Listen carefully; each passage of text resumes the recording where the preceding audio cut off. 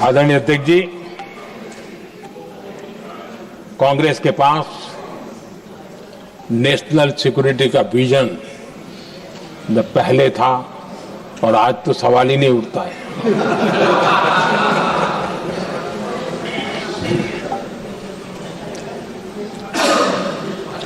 कांग्रेस ने हमेशा national security पर समझौता किया है। आज जो लोग पूछ रहे हैं पीओके को वापस क्यों नहीं लिया, वैसे ये सवाल मुझे ही पूछ सकते हैं और किसको पूछ सकते हैं।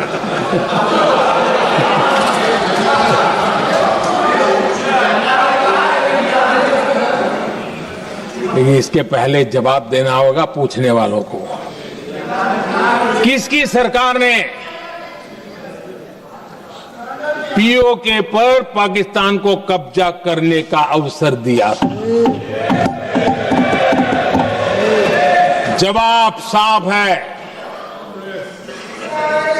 जवाब साफ है। जब भी मैं नेहरू जी की चर्चा करता हूं तो कांग्रेस और उसका पूरा इकोसिस्टम बिलबिला जाता है, पता नहीं क्या है। आदरणीय अध्यक्ष जी, हम एक शेर सुना करते थे, मुझे ज्यादा इसका ज्ञान तो नहीं है लेकिन सुनते थे। लम्हों ने खता की और सदियों ने सजा पाई। आजादी के बाद से ही जो फैसले लिए गए उनकी सजा आज तक देश भुगत रहा है।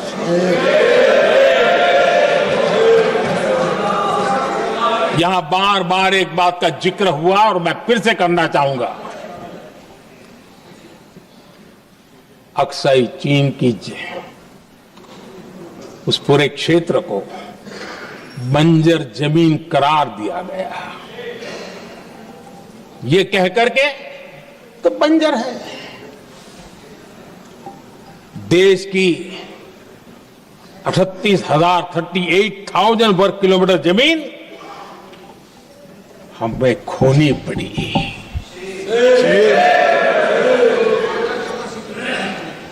आदरणीय अध्यक्ष जी, मैं जानता हूं मेरी कुछ बातें चुभने वाली है। 1962 और 1963 के बीच कांग्रेस के नेता जम्मू कश्मीर के पूंछ, उरी, नीलम वैली और किशनगंगा को छोड़ देने का प्रस्ताव रख रहे थे। भारत की भूमि, आदरणीय अध्यक्ष जी, और वो भी लाइन ऑफ पीस के नाम पर किया जा रहा था। 1966 रण ऑफ कच्छ पर इन्हीं लोगों ने मध्यस्थता स्वीकार की। ये था उनका राष्ट्रीय सुरक्षा का विजन। एक बार फिर उन्होंने भारत का करीब 800 वर्ग किलोमीटर क्षेत्र पाकिस्तान को सौंप दिया, जिसमें छड़बेट भी शामिल है, कि कहीं उसको छड़ाबेट भी कहते हैं। 1965 की जंग में हाजीपीर पास को हमारी सेना ने वापस जीत लिया था, लेकिन कांग्रेस ने उसे फिर लौटा दिया। 1971 पाकिस्तान के 93,000 फौजी हमारे पास बंदी थे। पाकिस्तान का हजारों वर्ग किलोमीटर एरिया हमारी सेना ने कब्जा किया था। हम बहुत कुछ कर सकते थे, विजय की स्थिति में थे, उस दौरान अगर थोड़ी सा विजन होता, थोड़ी सी समझ होती, तो पीओके वापस लेने का निर्णय हो सकता।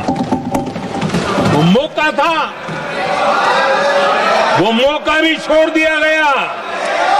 अरे इतना ही नहीं, इतना सारा जब सामने टेबल पर था, अरे कम से कम करतारपुर साहब को तो ले सकते थे, वो ही नहीं कर पाया।